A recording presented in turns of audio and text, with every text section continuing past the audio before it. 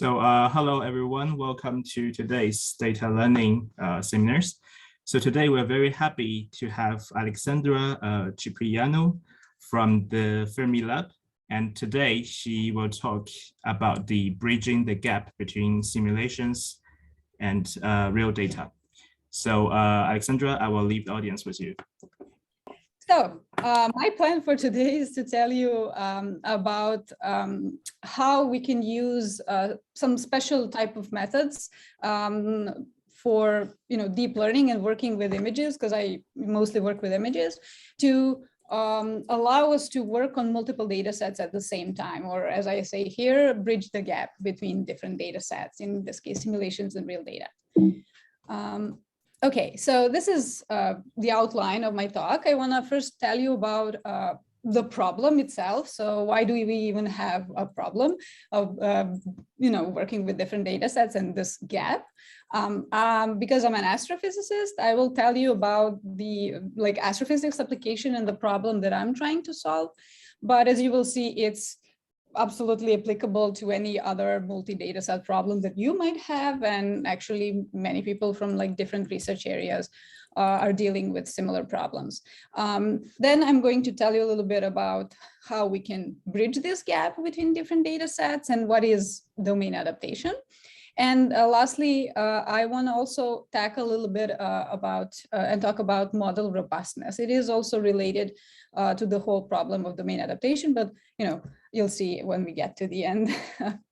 Okay, so as I said, in all areas of science, but even in many places in industry or in healthcare, well, anywhere where you have multiple data sets, you will often need to make models that work on many or two or more data sets at the same time.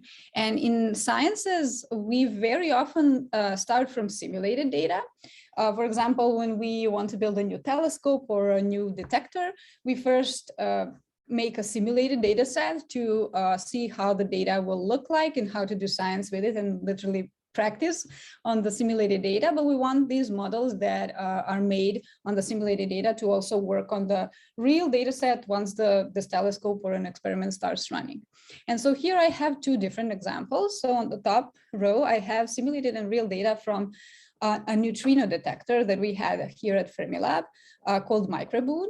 On the left, you have simulated event where a neutrino goes into the detector and it decays into some other particles. Proton, electrons, and other stuff. And also on the right, you have a similar event, but from the real detector. On the bottom, I have an astro example. So on the left, I have some simulated galaxies, especially these are merging galaxies from very large simulation called Illusory. And then on the right, I have an observed pair of merging galaxies from the Hubble Space Telescope. And so as you can see, differences can either be small or very large between these data sets. And this difference is causing something called a data set shift. At least when working with deep learning and machine learning models, this difference between different data sets causes this data set shift. And the data set shift, at least in sciences, in this case, when we have simulated and real, can come from various different reasons. So on one hand, when you're simulating a data set, very often you have a very complex simulation.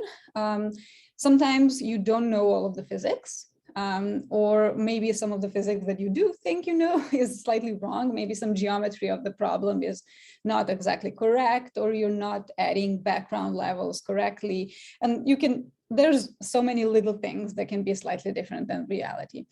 Also, these differences can come from the computational constraints. So we want to run our simulation finish in our lifetimes or in any kind of feasible amount of time. Sometimes these need months to run, and we need to make all kinds of approximations to make the simulation faster. Again, this will, of course, in the end cause these small differences compared to the real observations. Then we can have actual problems with the detector. So for example, you can have some pixels not working or some other errors. Maybe you're compressing and decompressing data in your pipeline that can also cause all kinds of problems. Maybe you have some transient phenomena that you're observing, or maybe something weird happening in the detector. What else? You can also add observational effects on top of the simulated data to make it closer to the real data. For example, in astronomy, we add blurring by the telescope called the point spread function, when we also add observational noise.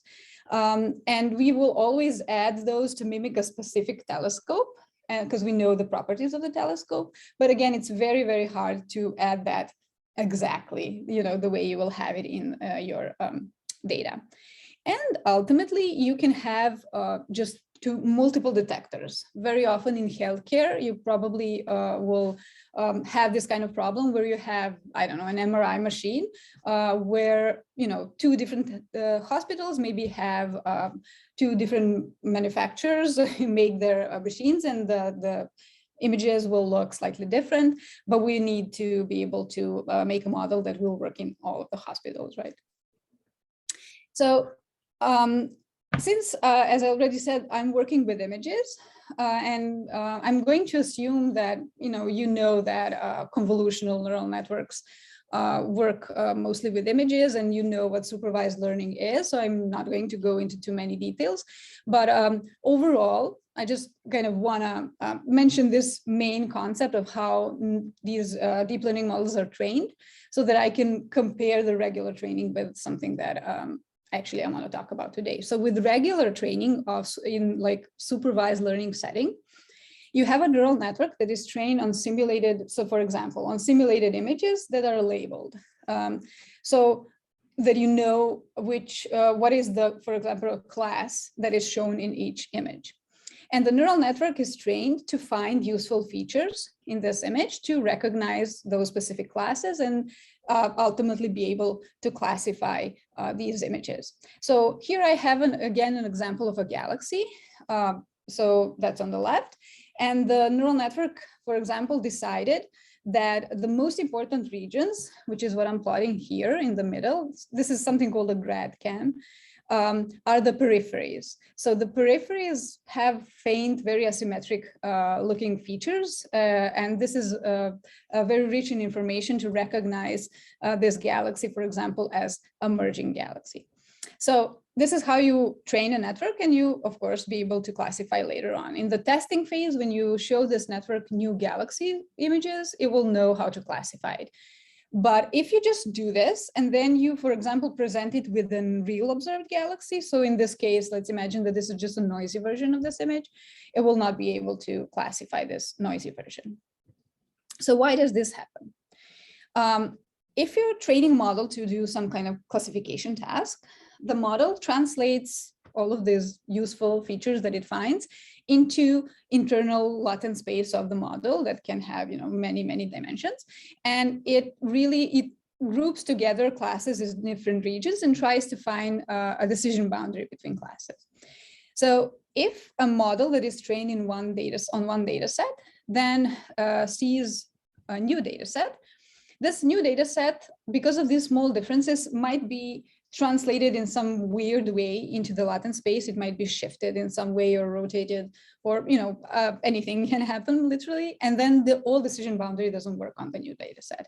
So you have to modify the training in some way to account for this problem.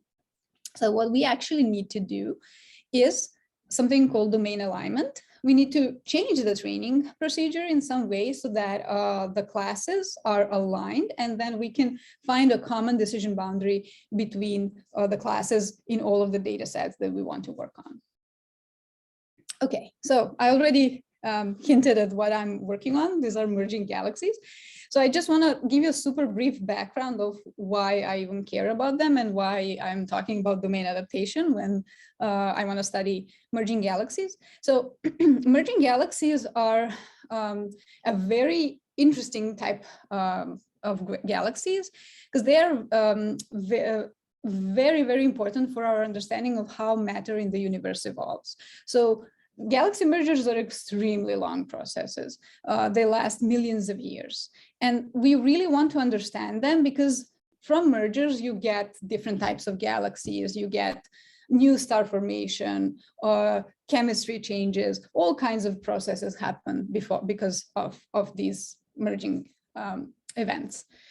So in order to study them, we need to leverage very large samples, but it's not very easy to do that, and that is the problem. So especially with observations, it's very tough to really recognize two galaxies as really merging. So sometimes you will have two objects that are not even close to each other, but they will be visually overlapping, and they might look like a merger. And you, of course, don't want to use any of these fake mergers to study the process, because they might be millions of light years away from each other. So visual classification only from images is very tough. It's prone to errors. Often, scientists are looking at these images and try to classify them. If you have just an image, very often you might be wrong. So very often we need more precise observations like spectroscopy to see how stars actually move around and see if there is some disturbances in these galaxies that are going to be a sign of a real merger. So the solution to this is really to also include simulations, because in simulations, if something is really a merger or not, because it's your system, you simulated it. So combining knowledge from simulations and real data is really crucial.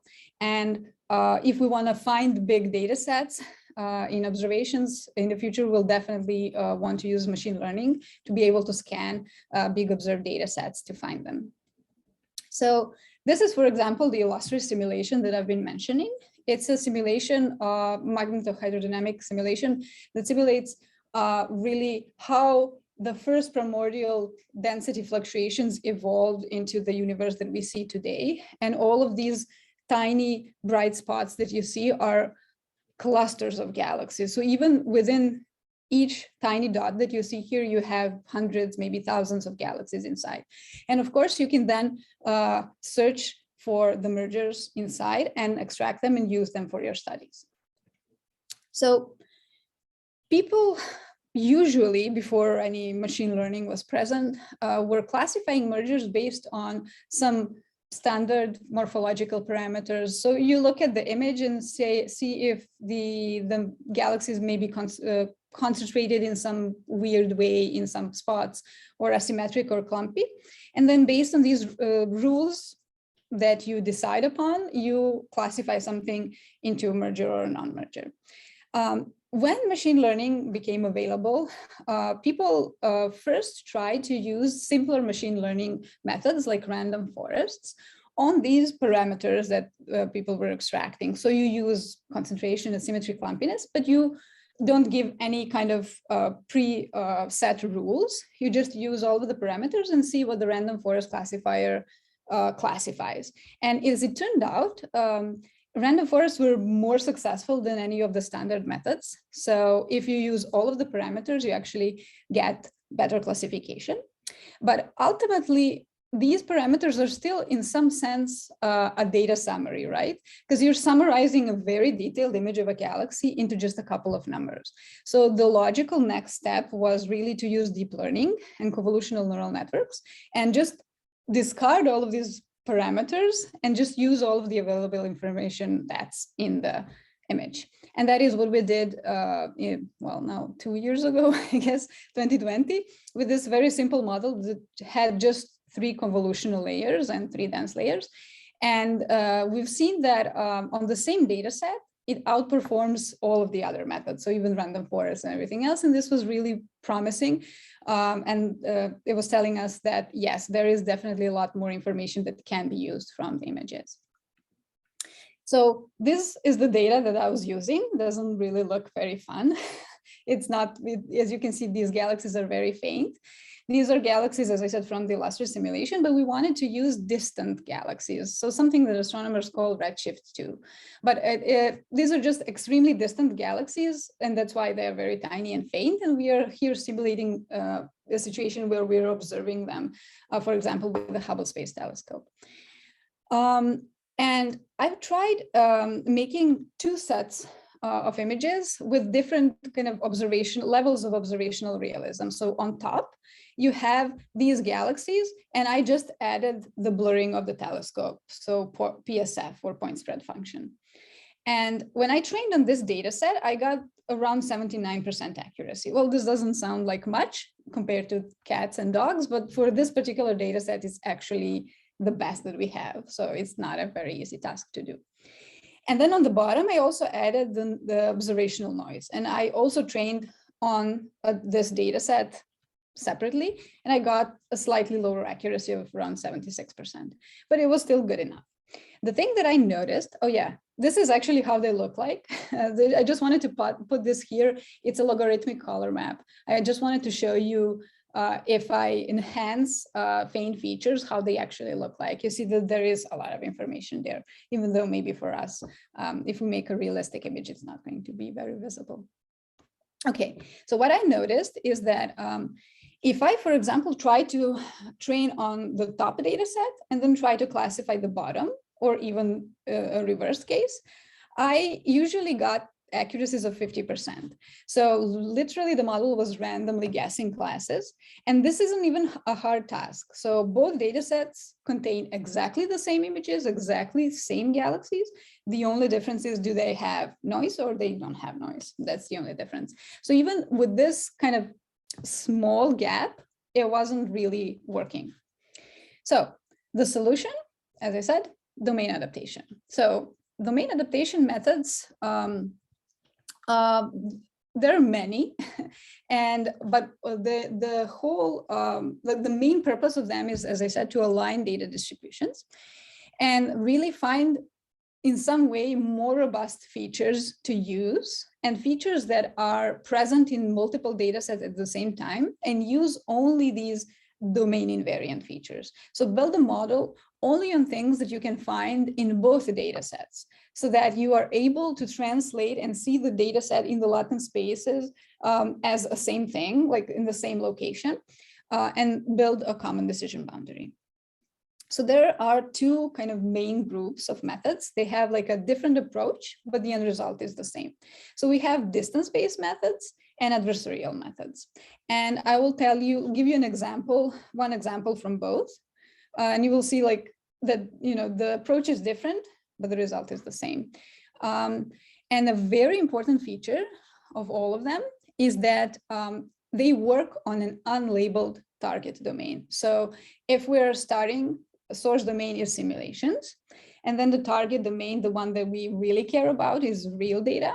So that's the target domain.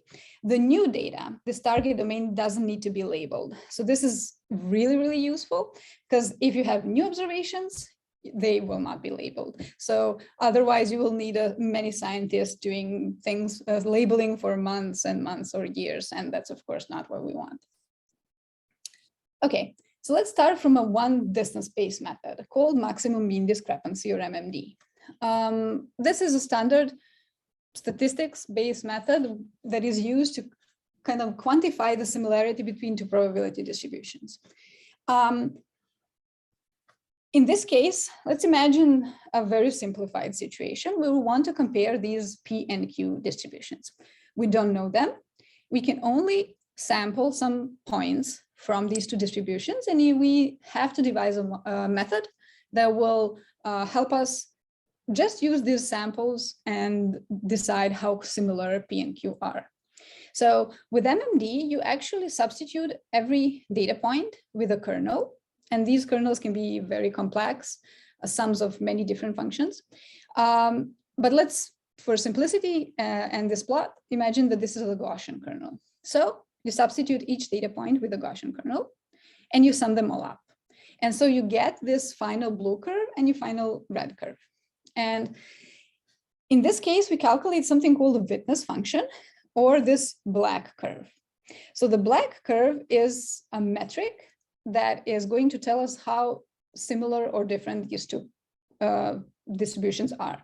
So you can obviously see, if we build a model that is going to use this as a loss function, and it's going to try to minimize the witness function, as the witness function becomes closer and closer to zero, what this means is that actually the blue curve and red curve are similar, going to become similar, more similar and more similar. So basically, the witness function is telling us how close these two distributions are.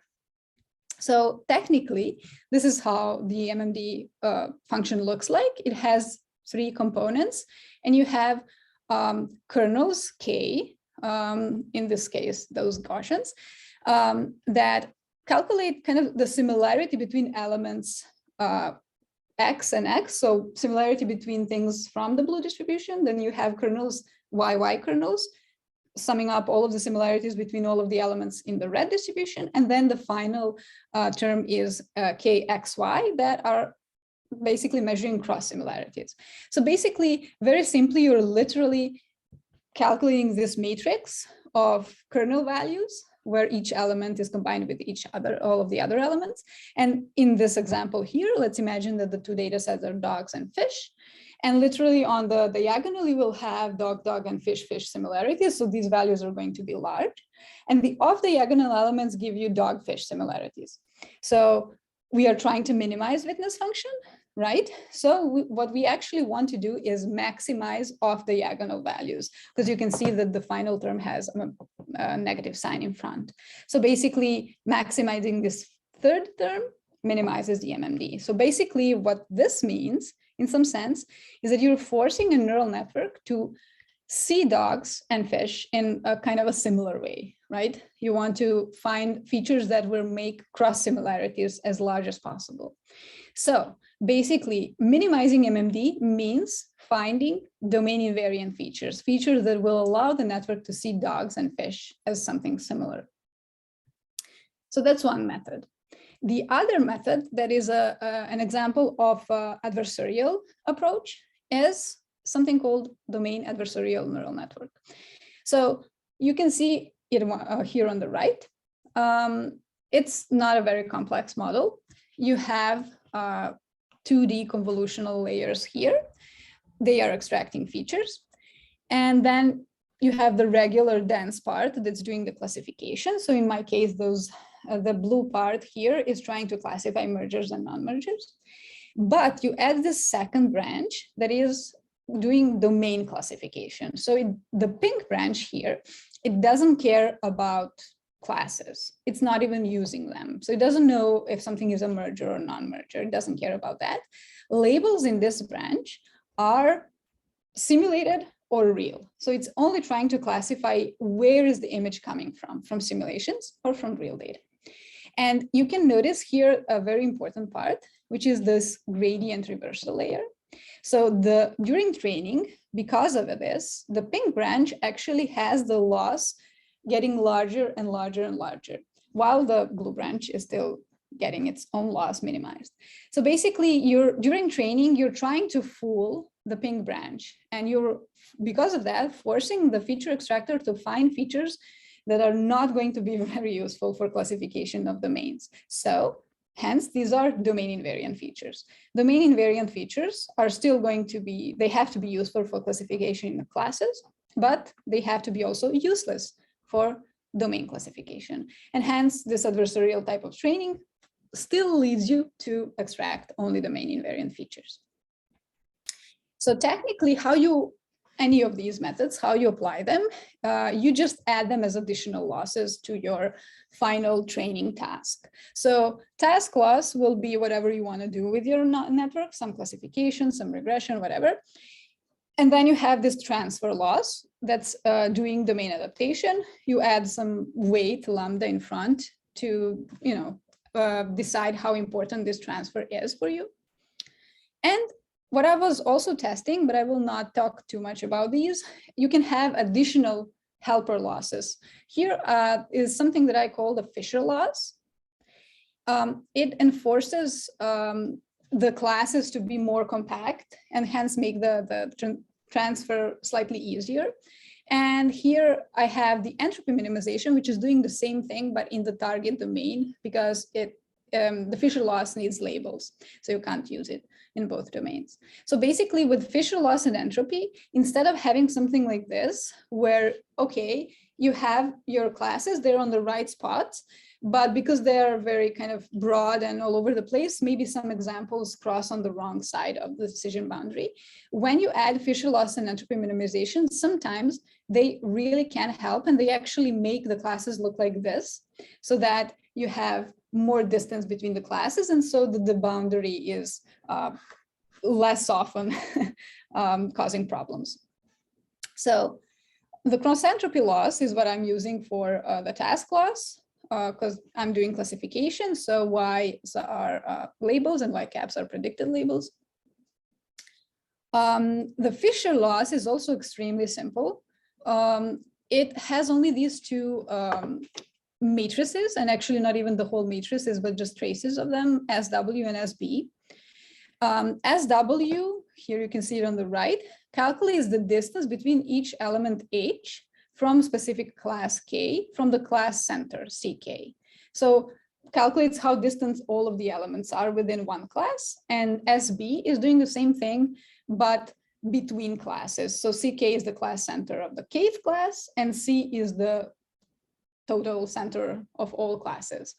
And so you either do a ratio of these traces or difference, but the end result, when you minimize this, you're basically forcing the classes to be compact and different classes to be as far away from each other as they can be.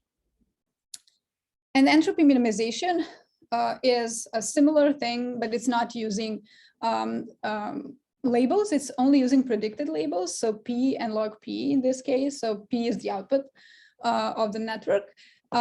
So it really, as an add-on, helps you pull the classes, predicted classes in the target domain closer to the centers from the source domain. And so basically the source domain is kind of helping you in some sense distinguish more between classes in the target too. So now we have these additional losses. So how do we modify the training? Let's recap with this previous slide that I had before. So now we have stimulated images with labels, and we have observed images, for example, so our target data set without labels. We modify the training with these losses and find domain invariant features. So for example, here, we're not going to be using these peripheries anymore, but the model starts focusing on the center, which does make sense, right? When you have noise, the centers are the only brightest regions that still remain. So you have to use this information. And then finally, in the testing phase, you know how to classify both data sets. So in this super simple example with just noise, what happened?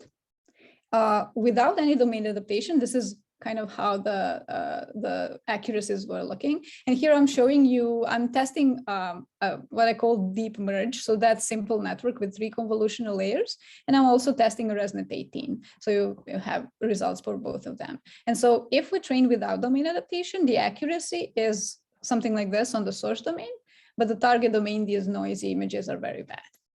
If we look at the regions, what the neural network is like focusing on. So this is again, those grad cams that I showed you.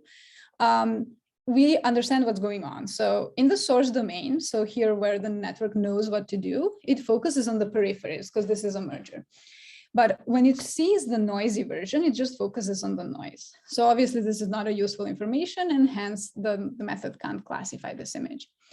But if we use any combination of these domain adaptation losses that I mentioned, so either MMD or a DAN, or you add also Fisher loss and entropy, or you don't add it, you get, as you can see here, a lot better accuracy. And here are the best 2 that I got for the target domain. So increase from 50, 60 to almost 80%. And it's even more obvious when you look at the grad cams. So now the network focuses on the centers in both source and target. And this is an example of how it looks when I add MMD loss or MMD with Fisher and entropy, kind of similar. But I want to actually show you a more realistic example. So in this more realistic example, I actually have really 2 very different looking data sets. So on the left, I am again using simulated galaxies from Illusory. but I want to compare them and use them on real observations. So on the right, I have observations of merging galaxies from something called SDSS, or Sloan Digital Sky Survey. That is one of the biggest sky surveys that astronomers use quite a lot. And so because these are observations, these are nearby galaxies. They're not very far away. So I wanted to use galaxies that look as close as I can get them to these nearby galaxies. So I'm also using nearby galaxies from the simulation. So a new set of galaxies, not the old ones. So the problem with that is that in the simulation, as you go from very distant past to something that's more close to today, you get less and less and less galaxies because they are merging and merging. And so in each snapshot of the simulation, you get smaller and smaller number of galaxies. And in this final snapshot that's stimulating a universe today, we only have 44 different mergers. Sure, we can have like several different camera orientations, but it's still just 44 galaxies. And when you're doing machine learning, you know that very well that this is not a data set size that we like. And it's not a lot better with observations too. So in this particular data set for SDSS, many volunteers looked through thousands and thousands of images, and they had to label them into different classes. And when we extract only those that people are very certain about to be mergers, we have still just 310 mergers. And these are, as you can see, only very simple examples where you obviously have two bright cores and it's very clearly a merger. So that's one reason why they will not look very similar like the simulated galaxies, where you can have also harder examples. So there are two problems in this situation: very discrepant data sets, obviously, and very small data set size. So from our tests, we realized that we can solve one of these problems, and that is the small data set size, because we saw that if we start from this previous model, from the previous slide, where I'm using distant galaxies that are a lot more numerous, if we start training from the weights trained on distant galaxies and fine-tune them on this new data set, we can actually solve this problem. If we don't do that and we try to start from scratch and just train on 44 galaxies, even if we augment the data, it's not very easy to train or do this successfully. And I will show you some results to see that. So let's show you the results of the model that actually worked. So the one that had started from weights from the previous model. So before any training, this is how the model sees the data. You can see there are two classes, blue and red. And the simulated data are these bottom see-through images, and the real data are these bright ones. Before any training, of course, the model doesn't understand that these are similar. It places them at different spots. And also, of course, all of the classes are mixed. Then, this is, by the way, a t-SNE plot in this case. So we're plotting the multidimensional latent space. In this case, I think it was 512 dimensions into 2. So again, I'm showing you here a grad cam. So what is the important region in this particular image for the classification? So if I ask the neural network, is this a merger? I get this top line. So again, even in this case, it focuses on the peripheries. If I ask the model, is this a non-merger? Then it focuses on the centers. And if it finds something important there, it classifies things as non-mergers. Okay, so if I do just regular training, no domain adaptation, this is what the source data set looks like. So it's trained on these simulated galaxies. It now understands that there are two classes, and the accuracy here in this case was over 80%. But without domain adaptation, this is how the network sees these observed galaxies. You can see that the grad cams are now reversed, but this is just a random thing that can happen. Anything can be here, but usually it's very different looking than the source domain. And even more obvious, you can see here, the target data is still separated, mixed, and accuracy is 50%, or it's randomly guessing classes. So if we do domain adaptation, the source domain remains the same. And the target domain now looks kind of the same too, right? And even more obviously, here are the two data sets. They're completely overlapping. The accuracy, actually in this case, in both domains improved. You can see the source is 90%, the target is 80, so it's 30% increase. And in this particular case here, I also used the Fisher loss and entropy. So the classes are more distant. I mean, they have two main groups. In this very complex case, if you don't use Fisher, you have small clumps of classes. They're still overlapping, but it's a lot tougher to find one boundary between them. Okay, so another way to plot these results is using a ROC curve.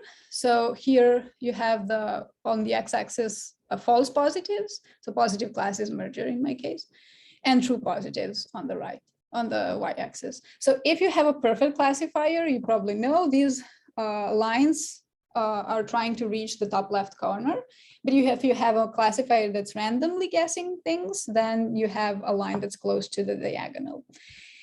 Here the source domains is where we usually work in, and these are the dashed lines. And the target domain that we're trying to also be successful in are the solid lines. So here you can see that the blue and violet line are not really good. And so the blue line is what happens with the target domain if you don't use domain adaptation. And the violet line is showing you what happens if you try to do domain adaptation from scratch. So just using MMD, but the weights are starting from randomly initialized weights. So as I said, we didn't make this work because the data set is too small. But if we start from the old model, we get the yellow curve. So because the model is now not using the easiest features, but only domain invariant, the ROC curve for the source domain is now slightly lower than compared to these other two models, but we get, of course, the increase in the target domain, which is ultimately what we want. And finally, I want to have just a couple minutes to tell you about model robustness. So in the scientific data pipelines, you very often have all kinds of processes going on that can introduce very small perturbations in your data. So you can add image compression and decompression because you have huge data sets. You can add all kinds of noise from many processes that you do with the data, or you can have, again, transient phenomena and detector errors. And as I already said, they can cause model performance to drop, sometimes even catastrophically. So it's, in this case, these are small perturbations that we might not be aware of, and we will not know where they're coming from, but they will almost certainly be there. And we have to find a way to make models that are going to be robust to these problems. So in this case, we wanted to study this on images that we are simulating from a very big future astronomical survey that are going to start working in 2024, called Vera Rubin Telescope, Legacy Survey of Space and Time, or LSST. It's this cool telescope in Chile. And it's going to work for 10 years. So after 10 years, we're going to get the clearest, best looking images with lowest observational noise. And here I'm simulating a set of galaxies with this amount of noise. And here I just decide I want to, for example, a model that classifies into spiral, elliptical, and merging galaxies. So 3 types of galaxies. What I've noticed is that when I build a model that does this, that performs really, really well, if I change just one pixel, perturb one pixel in the image, the model can easily, very, very easily be fooled. So I wanted to see if I can use old data. So for example, 1 year of observations, it's here, you can see that it has a higher noise level, to make the model more robust to this problem. So here is something called a church window plot. So a church window plot lets you see again inside the latent space, but this time we focus around on an area around one example image. So here this is this X. I pick one spiral galaxy, correctly classified as spiral. And then I also load a noisy version of this galaxy. And I go in the latent space towards this noisy version, and I reach these stars. This is the location of the noisy version of this image. You can see now it's in the blue region. It is incorrectly classified as merger. From the whole domain adaptation story that I told you, you could have expected this to happen. So this is this one direction. Then if I also perturb 1 pixel of this image, and then I go in the direction of where this 1 pixel perturbed image is located, I reach the triangle. And again, the triangle is now in the elliptical class. It's also wrong. You can maybe even more clearly see that here. So you can see the triplet of images, the X, triangle, and star, and you can see that they are in the 3 different classes. So this is showing me multidimensional space into 2. And on the left, the church window plot is literally showing me a slice, a 2D slice of the space. So the model is trained on the year 10 data. So the filled circles, you can see that it knows that there are 3 classes, but as before, if there's no domain adaptation, the noisy version of the galaxies, so these empty circles, are mostly in one region classified incorrectly as mergers. If instead of doing this, I try again doing domain adaptation, so I still train on year 10, but you use unlabeled old data to get more robust, I get this. So now both empty circles and filled circles, of course, because I'm doing domain adaptation, have 3 classes.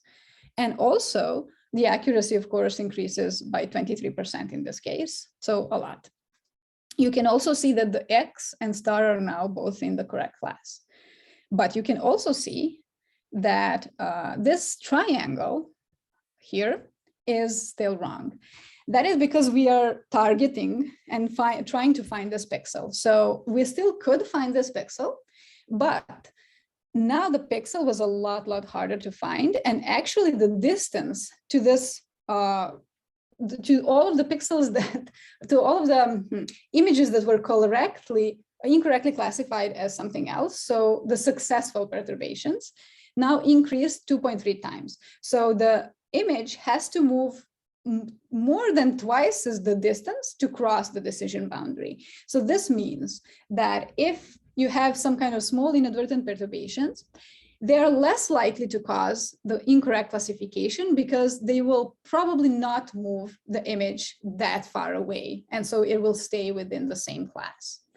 You can see that also here, where I'm plotting the distribution of distances between the original image and the 1 pixel perturbed image, and then the regular training this is the blue histogram, and the domain adaptation is the yellow histogram.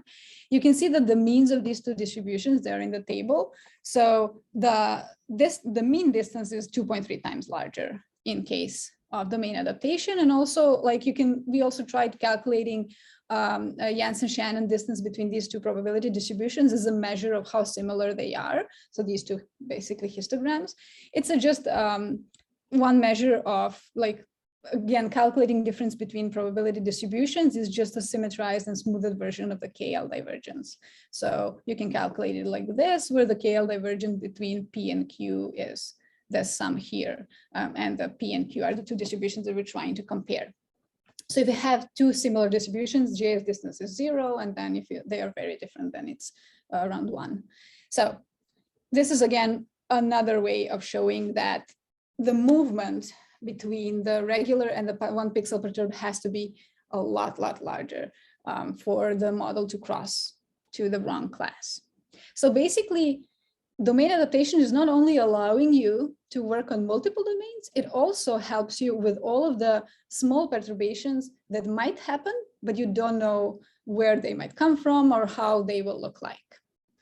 So I want to, of course, thank all of my collaborators. Most of them are from Fermi Lab or University of Chicago. Some of them are from other labs like Argonne, that's also here in Chicago, or Space Telescope Science Institute in Baltimore.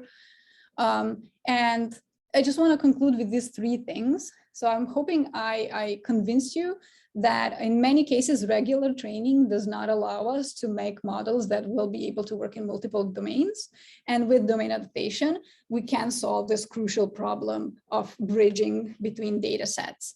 And finally, that there are other added benefits of domain adaptation, like increased robustness to other kinds of perturbations that might happen with the data that we might not be aware of. So there are multiple reasons why I want you to, to use domain adaptation in whatever kind of study that you want to do.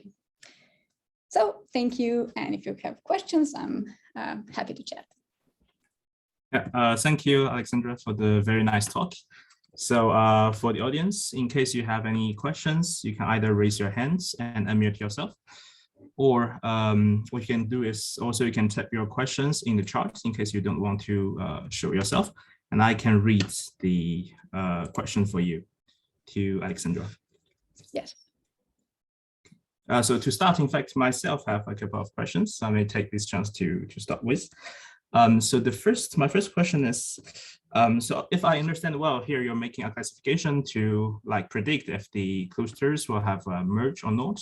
So is that in a dynamical way, like you will predict like in the future, they will have a merge of themselves, or it's in a statical way, like you observe the current images from the galaxies, and you're saying, you're predicting if now is what happening is there as mergent or not?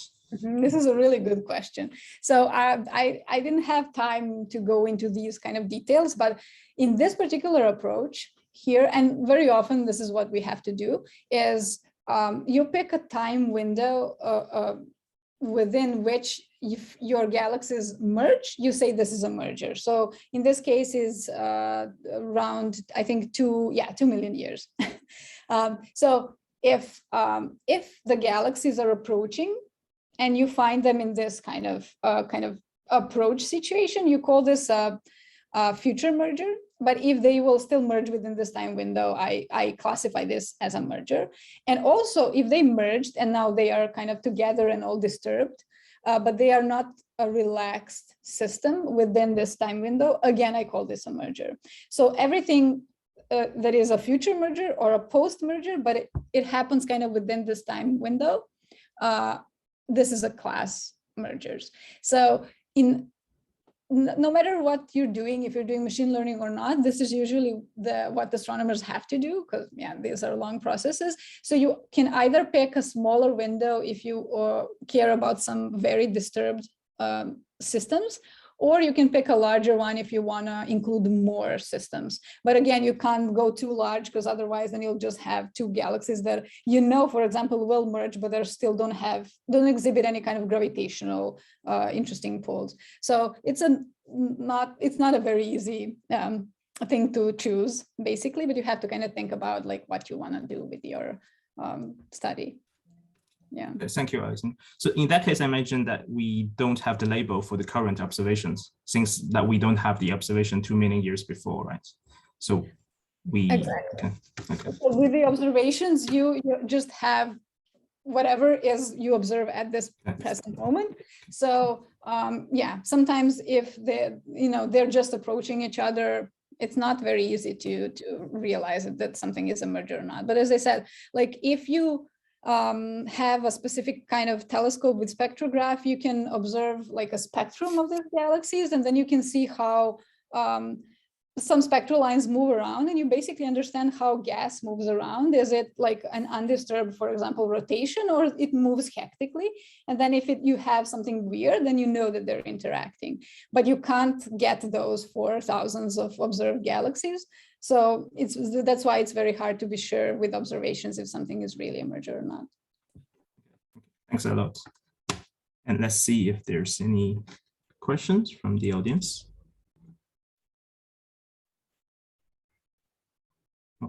Meanwhile, I think maybe I can, I see, so Cedar, please go ahead. Hey, Aleksandra, thank you for your talk. It's very interesting. I was going to ask you about slide number 20, when you're speaking about the model robustness. Mm-hmm. Yep. So so when you speak about the Jensen-Shannon distance, you're saying it's more sorry, maybe, I don't know if you can explain a little bit more about, can you use this as a loss in your training model? For example, well, what I'm working at the moment is with variational autoencoders, and I'm using the KL as a loss to match the distribution to be a normal distribution. Will it be better to use the Jensen-Shannon distance in this case? Is it something I can use for training, or just for like more analyzing the final results? You can definitely use it, because I mean, it's kind of similar. So yes, there are good sides and bad sides to the using JS over KL divergence. So sometimes, because the JS distance is smoothed and symmetric, sometimes if the two distributions that you're trying to like measure their distance, if they are very asymmetric or like some weird looking distributions, I think that the KL divergence not being symmetric is going to be more, it's going to better see these weird, like understand the tails of distributions and some other weird things that might happen. So I think that for that reason, people more like use KL divergence more. I in this particular case didn't really care about that much, so I chose this. I could have used KL divergence also. In your particular situation, I think you can try it, see if it works better, because ultimately you don't really know how the latent data distribution looks like. So I don't know if it's going to be better or worse. But as far as I know, it's just that the JS distance is sometimes less, it doesn't understand asymmetric distributions or tails of distributions if they're very long or very weird very well. I guess that's the extent of like what I can suggest. Try both. You can absolutely use both, but yeah, one is better in one cases, the other one is better in others. Yeah. Okay, yeah, that clarifies a lot. Actually, my distributions are not very symmetrical, so maybe yeah, the KL is what I should use. But yeah, I can try the other one as well. Yeah, I mean, look around. This is also like a standard statistics tool. So I'm not a statistician, and probably people who do this for a living know more, so they can tell you like more details of like why you should use one over the other. But yeah, just be aware that this exists, I guess. One reason also why I used it here, because I have a histogram, and then I have some bins where there is nothing, like here. And the KL divergence doesn't like zeros, it goes to infinity. So you can't easily calculate it if you have something like this with zeros, but the JS distance can handle zeros very easily. So in this case, it was just easier for me to do this in this way. So again, not sure if you have a situation like that, but if you do, JS can help. Thank you. Can I ask another question? Yep. Yeah, please go on. In terms of the observatory that you were talking about, in terms of the capturing the data, how is it released? Is it released by only to the institutions that like funded it, or some people have more priority? Because I guess it's like so like raw, and everyone wants to get their hands on it as soon as they have it. So astronomy is quite an open science area. So people usually have most of the data really easily available to anyone who wants to use it. So sometimes you need to, I don't know, register somewhere or join in some way. But if you, especially like if you're in a science institution, that's not going to be a problem. And in many or you just need to know someone. So in many cases, it's very easy to get to the data. This particular one still doesn't exist. There's just a simulated version of it, and not even this one that I made myself, but there are simulated versions of it. But once it starts running, I don't think it's going to be very hard to get the data. And for the older older surveys, many of them just have websites where you can just register and you will get the access to the data. If not, like you can find who to contact and ask how to get permissions, but almost nothing is really like unreachable for somebody who's like outside of collaboration. Okay, yeah, I see. Thank you. I just like as a curiosity I always had. Yeah, it's not that hard to get the Okay. data. Usually we have so much data. If there's somebody who wants to do something with it, we're very happy to share the data to get some other insights. Yeah, okay. Thank you. Thank you, Zita. Rosella, you have a question? Yeah, actually, I had more than one question, but I think probably I can just ask one as we are running very late. And my questions were mostly about generability of all the various approaches that you were talking about, and especially at the beginning, I think around slide number 10, where you were building the metrics of with dog and fish, and you were talking about the not diagonal parts. Mm-hmm. Yeah, probably the previous one. Yeah, this one. But you were saying the non-diagonal parts is one including information about the similarities. So what do you mean with similarities? So in this case, the MMD works on the latent data distribution, and it tries to, so for each specific image, in this case for cross similarities, it looks, it basically, if the feature extractor, if the convolutional layers extracted these two parts and see them as similar, the value of this kernel is going to be larger, basically. So basically, you're forcing. Go ahead. No, sorry. I was thinking like similar in terms of correlated. Well, in some, it doesn't have to be. You just need to find the features that will place this particular image in some location. So to translate the specific image into Latin distribution and make the distribution of these examples as similar as the distribution of the other sample of galaxies. They don't have to really be correlated. In theory, maybe they will be. I'm not sure. I mean, I didn't check. But if, for example, if you, I don't know, here you're doing cats and dogs, and you force somehow the network to only use eyes, for example, for classification, probably all of the images are going to have a similar distribution in the latent space.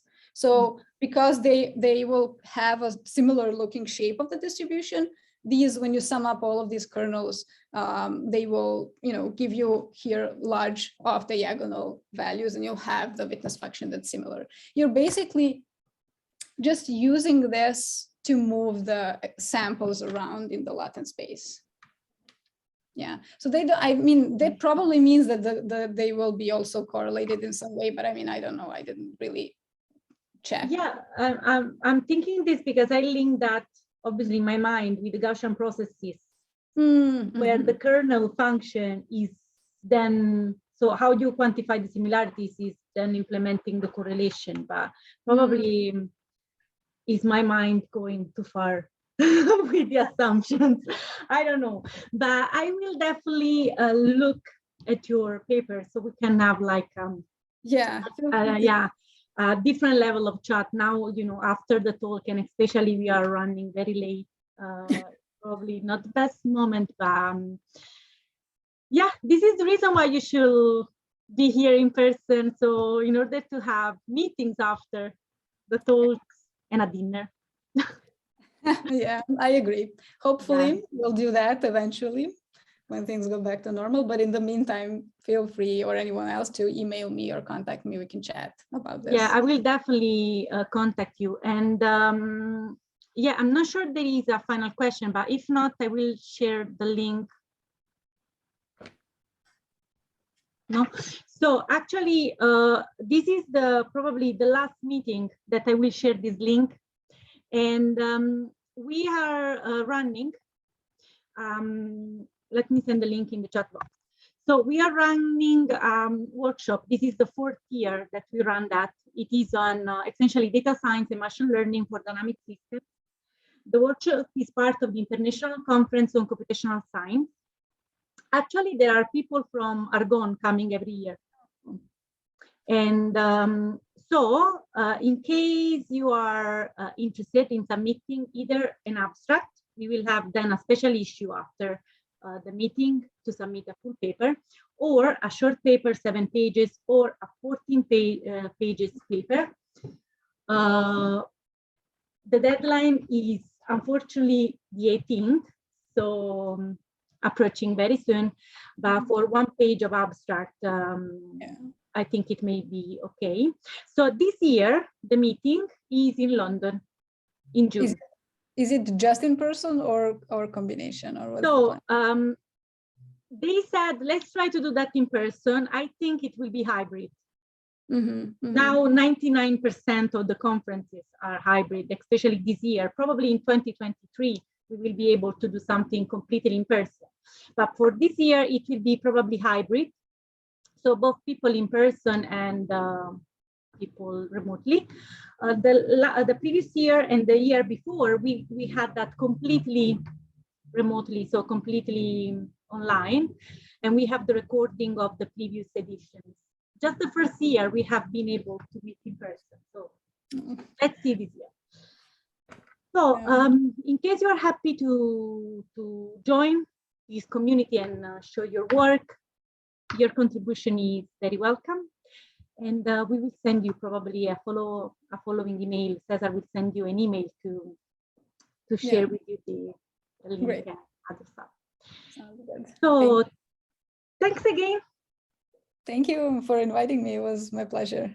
It was really fun. Thanks, Alex. And yeah, Sibo, do you want to say anything? Oh, just would like to thanks again, Aleksandra, for the very nice and inspiring talk. I'm enjoying it a lot personally, indeed. And thank you everyone for attending this data learning seminar. And have a nice evening to all. For people in the UK, and so to Aleksandra, have a nice day, the next rest of the day. Thank you. Bye, everyone. Thank you, everybody. Bye. Thank you. Bye-bye.